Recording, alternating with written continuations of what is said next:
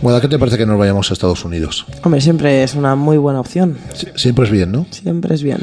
Bueno, en Estados Unidos tenemos un vigués universal, que es nuestro Antón García, que nos cuenta historias fantásticas del mundo de la música y que nos... Hola Antón, ¿qué tal? ¿Cómo estás?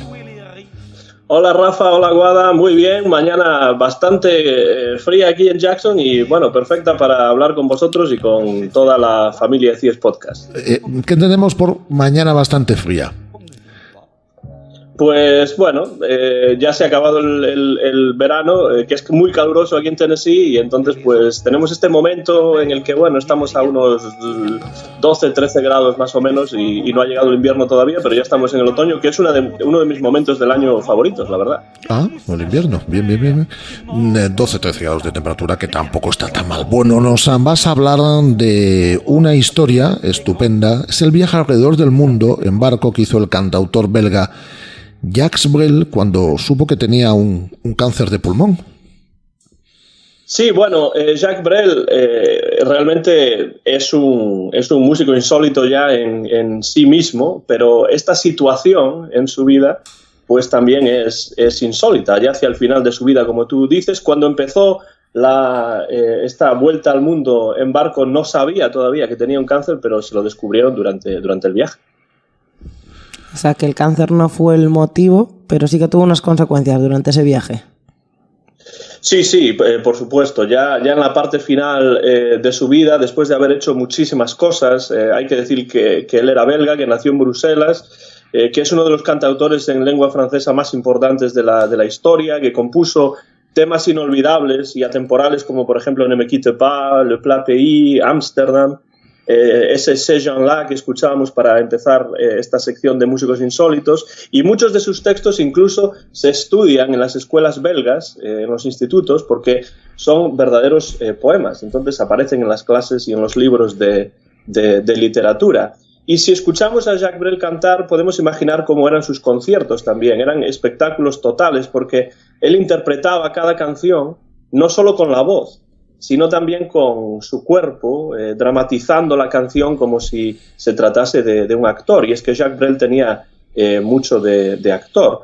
Y fue muy popular no solamente en el mundo, en los países en los que se habla francés, sino que trascendió su popularidad fronteras lingüísticas, porque sus canciones las interpretaron grandes como Frank Sinatra, o como Scott Walker, o como David Bowie.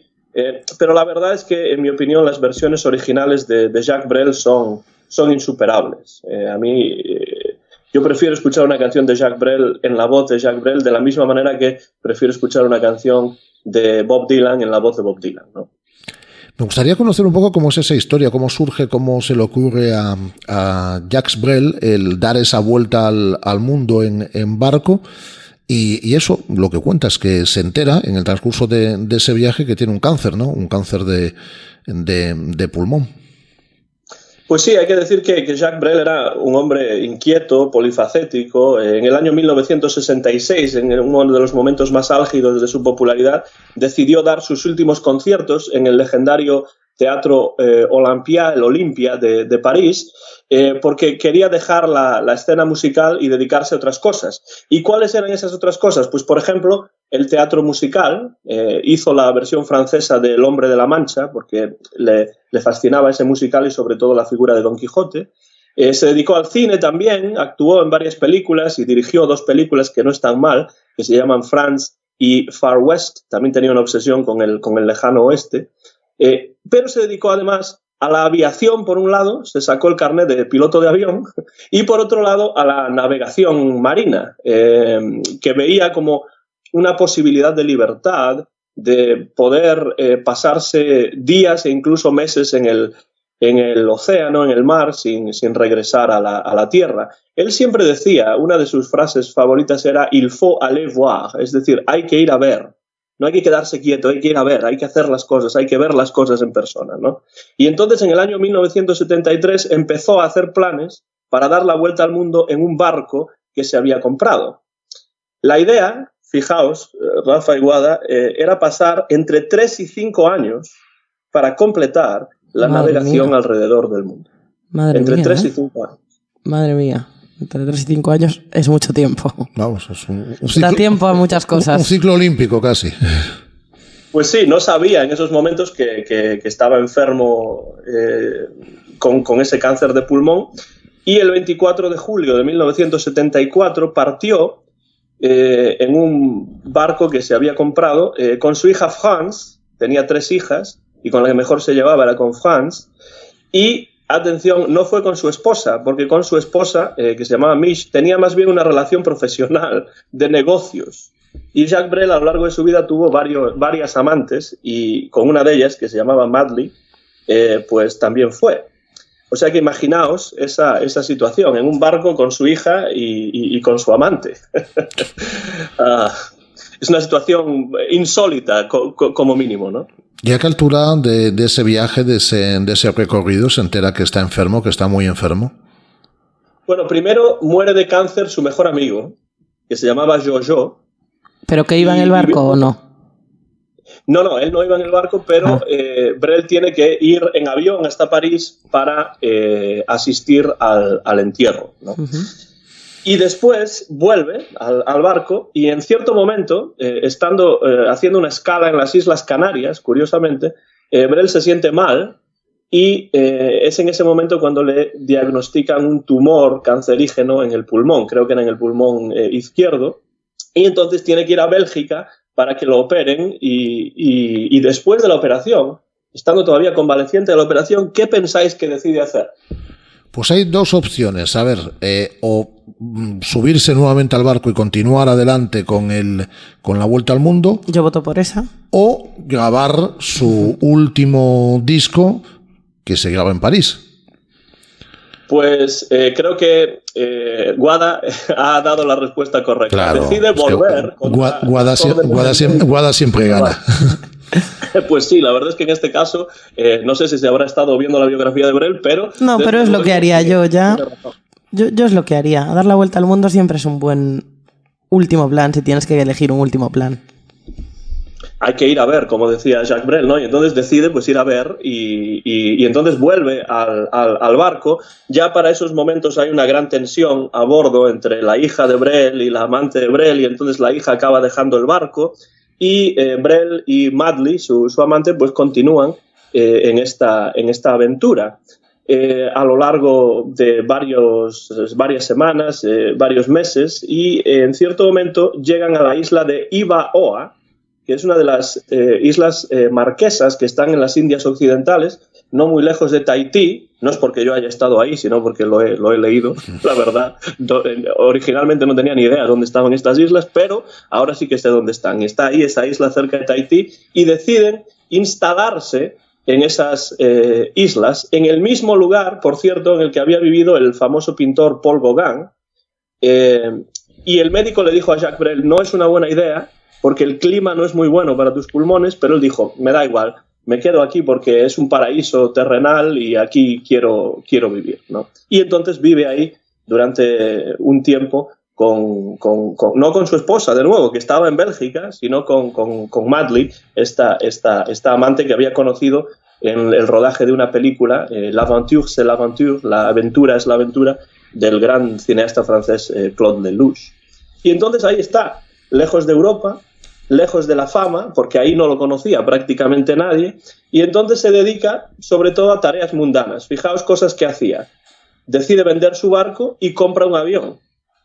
Y entonces en ese avión empieza a transportar alimentos y empieza a transportar personas también, sin cobrarles, por supuesto, entre las diversas islas que componen las islas marquesas, ¿no? También empieza a hacer sesiones de cine para los isleños, para la gente que vivía allí, y algunos amigos vienen de Europa a visitarlo de vez en cuando allí en las islas marquesas. Y lo que es importante, porque vuelve a lo que decía antes Rafa, es que poco a poco, aunque está ahí lejos de Europa, viviendo en ese paraíso terrenal de las islas marquesas, pues poco a poco ha ido componiendo algunas canciones, ¿no? Y para el año 1977 tiene 17 canciones, y entonces decide grabar el que sabe ya totalmente que es su último disco, ¿no? Y entonces, como dijo Rafa, pues viajó a París para hacer esto.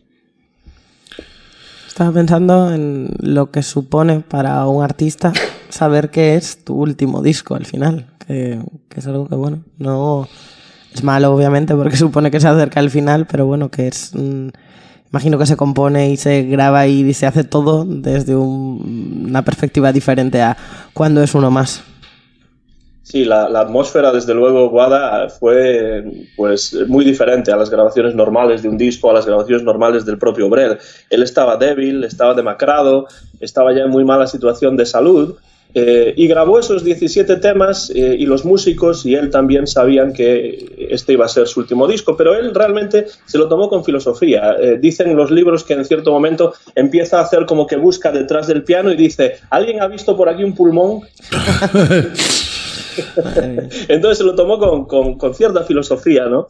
Y lo curioso de este disco, que para mí es uno de los mejores de Jacques Brel, no porque sea el último, este disco vendió 1 millón de copias, 1 millón de ejemplares, incluso antes de editarse, porque los fans de Brel a lo largo y ancho del mundo sabían que se iba a publicar este disco y ya empezaron a pedir el disco incluso antes de que se hubiese editado. 1 millón de ejemplares, eso es algo inédito. Es una barbaridad, eso en estos tiempos aún más, pero digo que él llega a disfrutar del lanzamiento del disco o muere antes. No, él llega a disfrutar del lanzamiento del disco, pero se desentiende totalmente del lanzamiento del disco. Piensa que esto son cuestiones comerciales que no van con él. Era un tipo muy particular en este sentido. Le gustaba hacer lo que él quería, no se atenía a ciertas normas, y entonces pues realmente él graba el disco y después regresa a las Marquesas, a las Islas Marquesas, donde sigue viviendo con Madley, donde sigue desempeñando esas mismas funciones de las que hablamos antes ya hasta el final de sus días, pero en cierto momento ya en el año 1978 se agrava su enfermedad y entonces regresa a Bélgica para ser operado en un par de ocasiones más, hasta que el 9 de octubre de 1978, es decir, hace más o menos hoy 41 años, pues una embolia pulmonar acaba llevándose a Jacques Brel, que para mí es sin duda uno de los músicos, cantantes, cantautores, compositores en lengua francesa más interesantes y que realmente más vale la pena descubrir. Os diré desde un punto de vista personal que yo cuando tenía 12 o 13 años y descubrí la música de Jacques Brel fue cuando le pedí a mis padres que quería estudiar francés, y entonces yo estudié francés para entender las letras de Jacques Brel y fui a la Alianza Francesa de Vigo durante muchos años y allí tuve magníficos profesores y con algunos de ellos todavía estoy en contacto. Por ejemplo, Dominique, que era una de mis profesores, pues continúo en contacto con ella a través del Facebook, y cuando voy a Vigo pues suelo tratar de reunirme con ella por lo menos una tarde, ¿no? Entonces, para mí Brel es muy importante, no solo musicalmente, sino también personalmente, como veis.